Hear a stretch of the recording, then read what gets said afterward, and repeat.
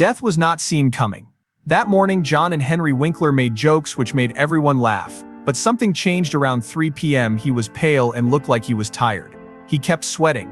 The team saw him have a hard time with scenes. When he finally passed out at 4 p.m., but chaos broke out. He was taken to Providence St. Joseph Medical Center right away. It was scary because it was the same hospital where he was born. Doctors gave him the wrong diagnosis. The next thing that happened broke my heart.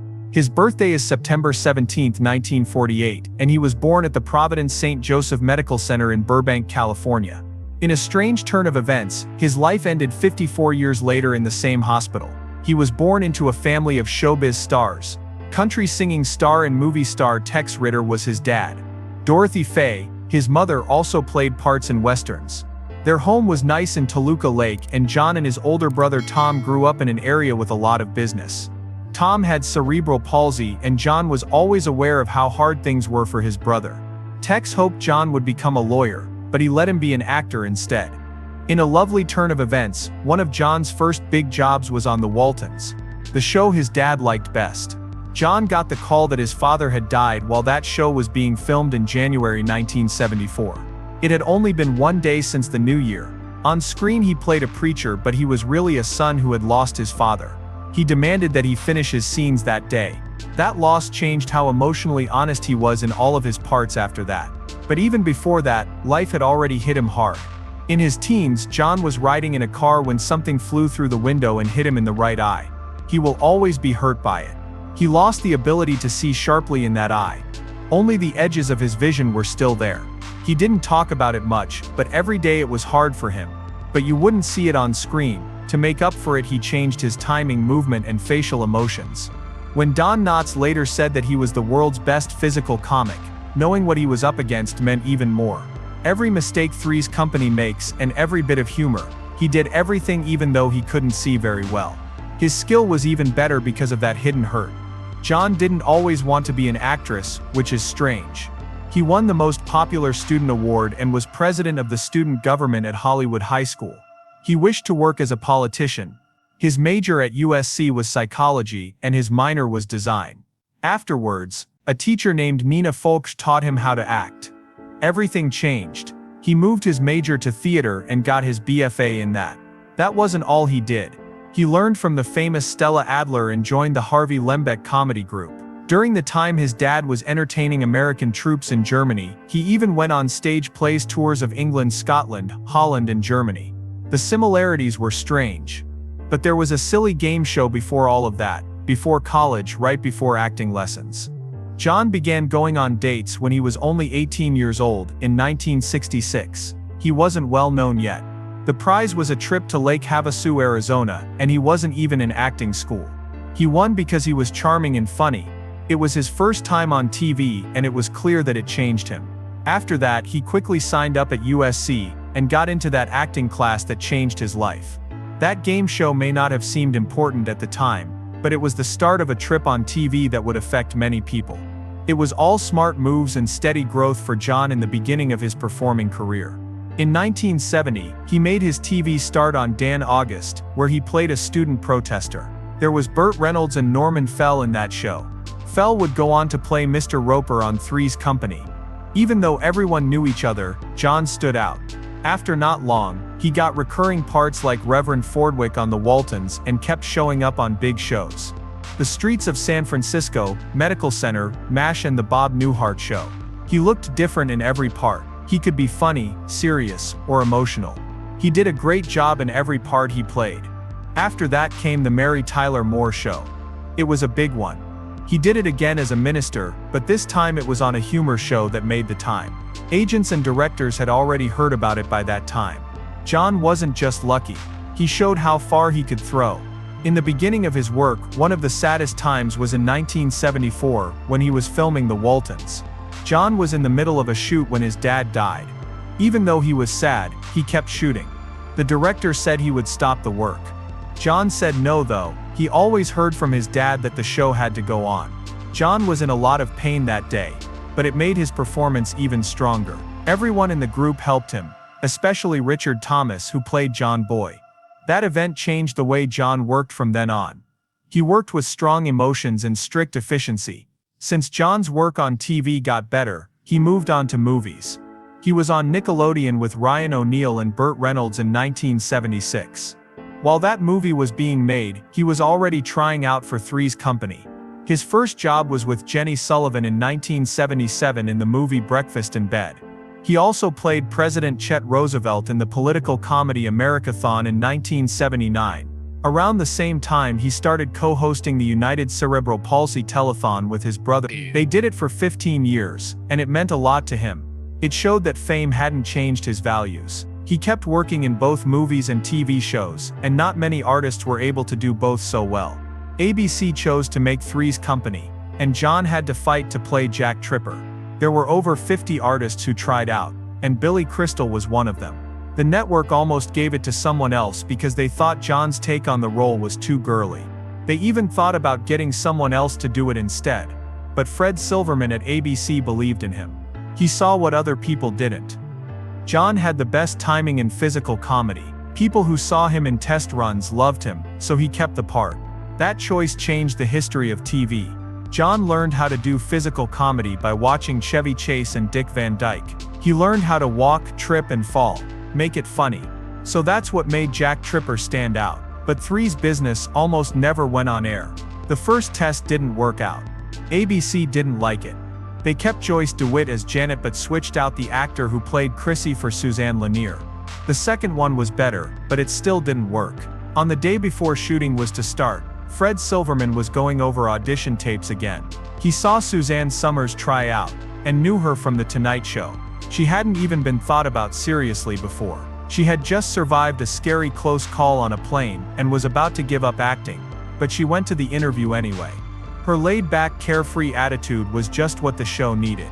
Silverman called her at the last minute to cast her, and the next day filming started.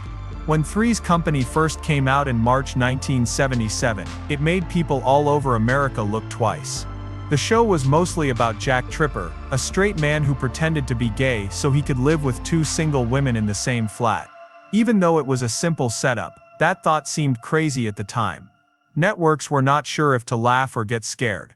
In the show, the owner was a strict old-fashioned man, and Jack could only stay there by pretending to be the gay roommate who wasn't a threat.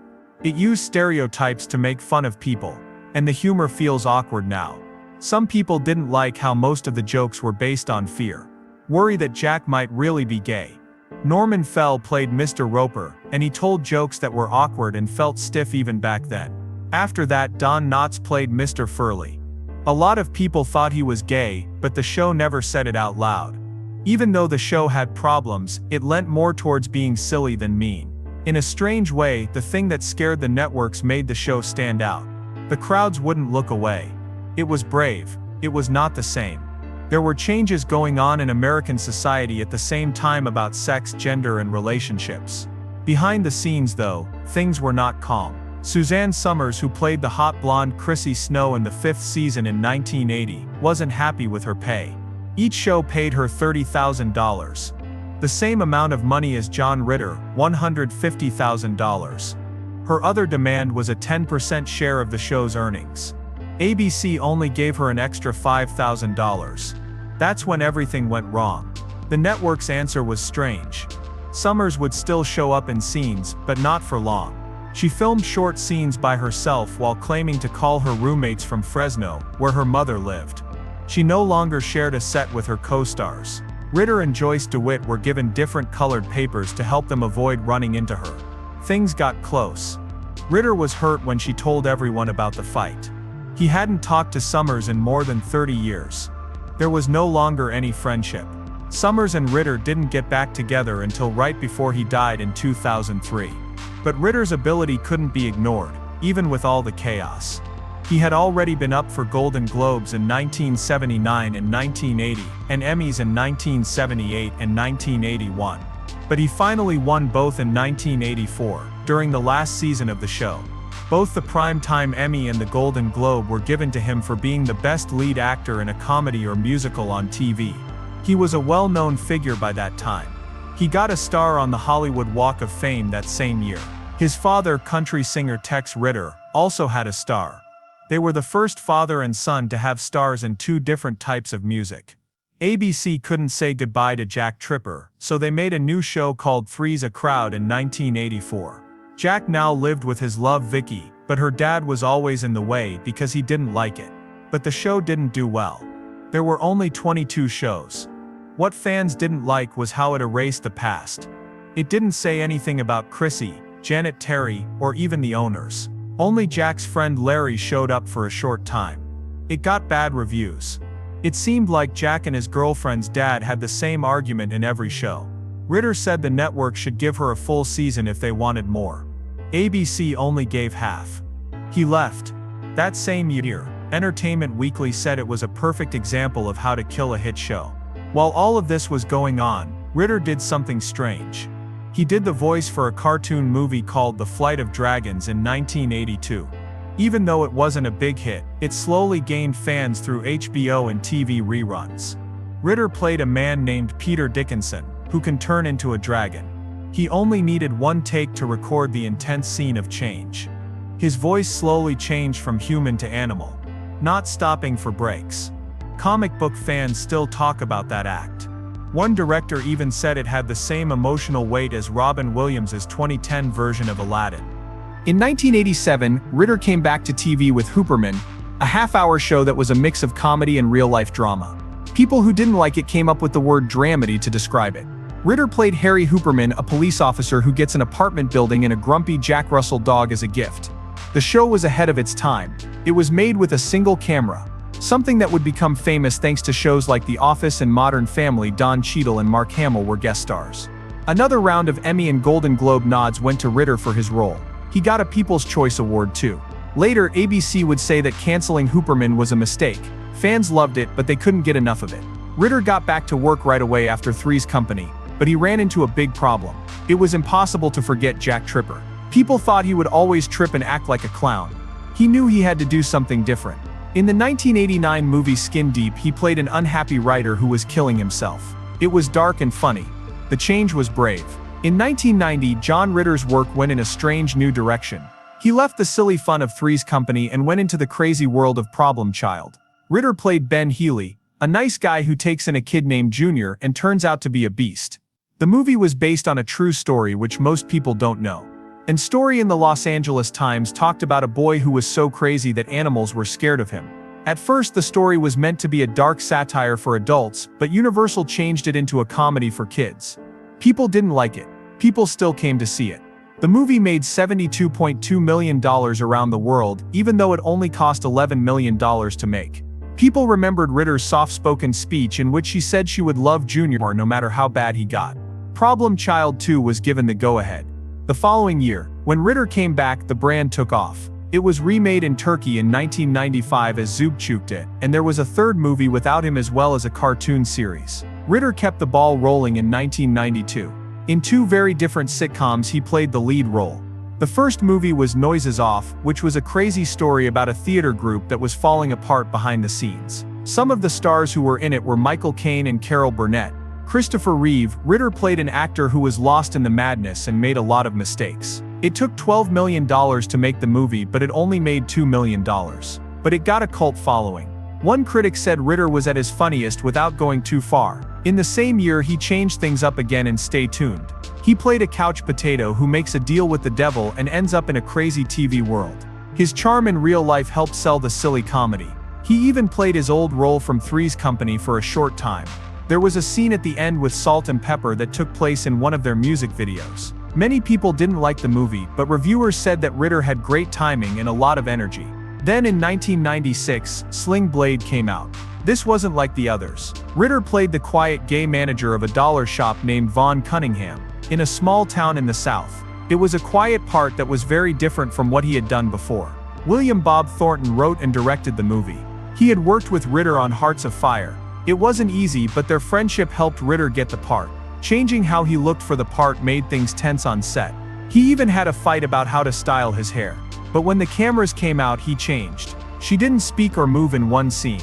Thornton kept the shot while he just stood there. That movie won an Oscar for Best Adapted Screenplay and changed the way casting directors thought about Ritter.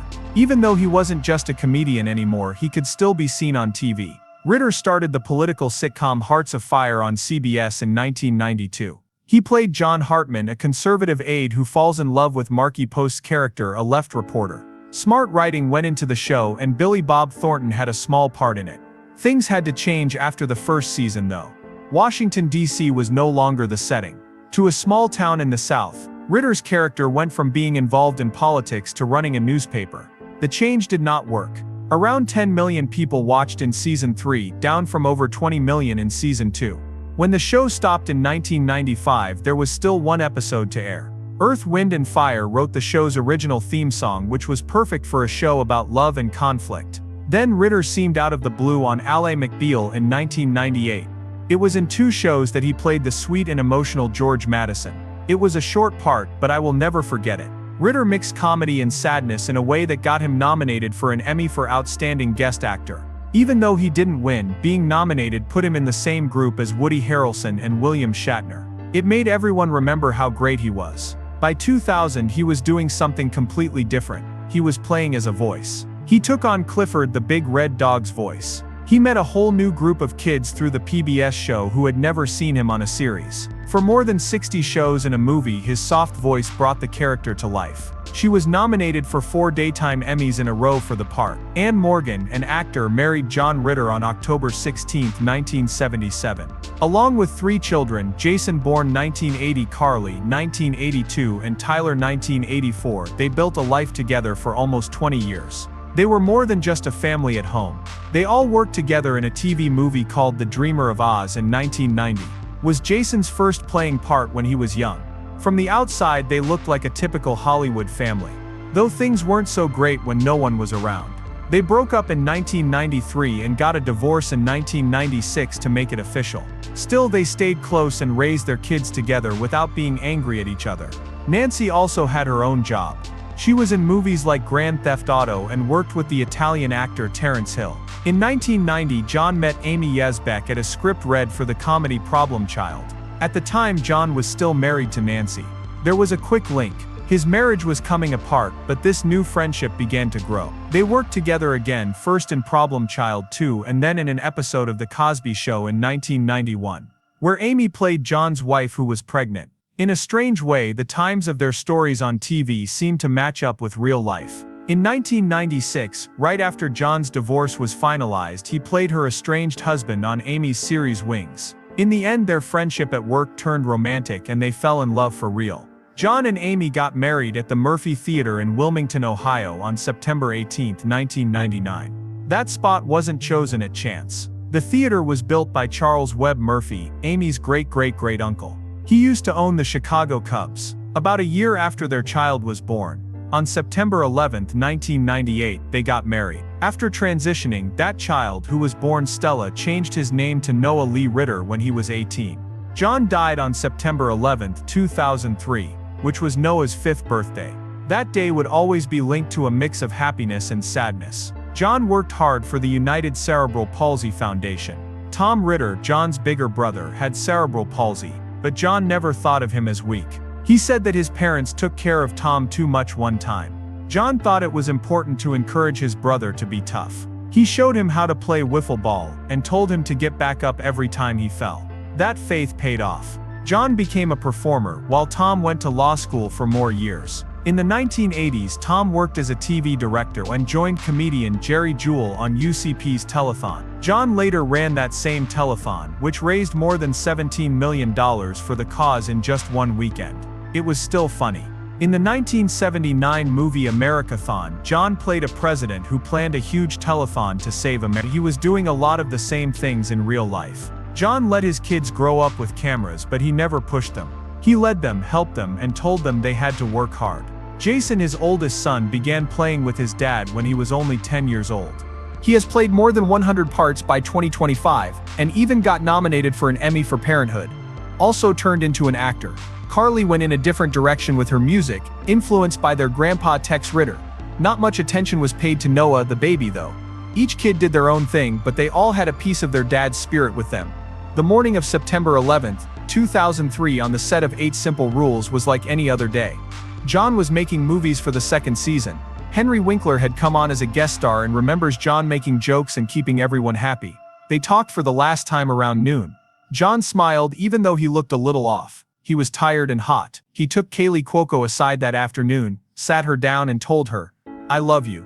That's what she said. "That's it." He answered and hugged her. No one knew that was the end. Around 3 p.m., John started to feel worse during a practice. He had more sweats, felt sick, and said his chest hurt. Robbie Benson, the director, told him to run across a room and jump over a bed for a funny part of the scene. But John was having a hard time. It was hard for him to breathe.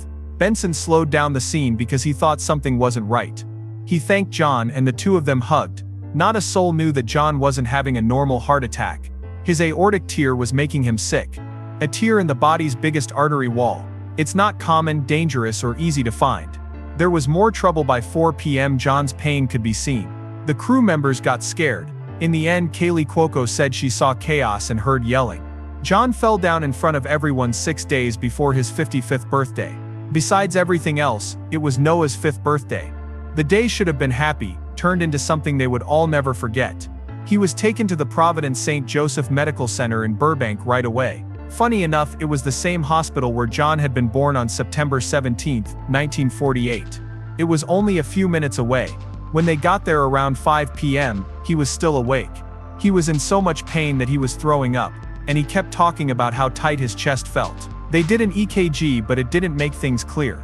They thought he was having a heart attack. Around 6 p.m., John's health got worse.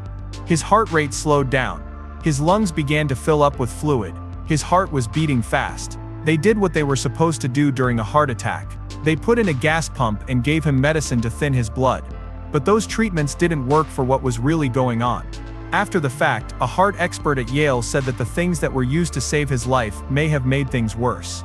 A simple chest X-ray might have shown the tear, but no one asked for one. Another EKG was done at 7 p.m. It looked worse. John had to go into surgery right away, but it was too late. The harm was done. He passed away on the night of September 11, 2003. He was 54 years old. ABC had already made 3 episodes, but the show didn't have a star actor yet.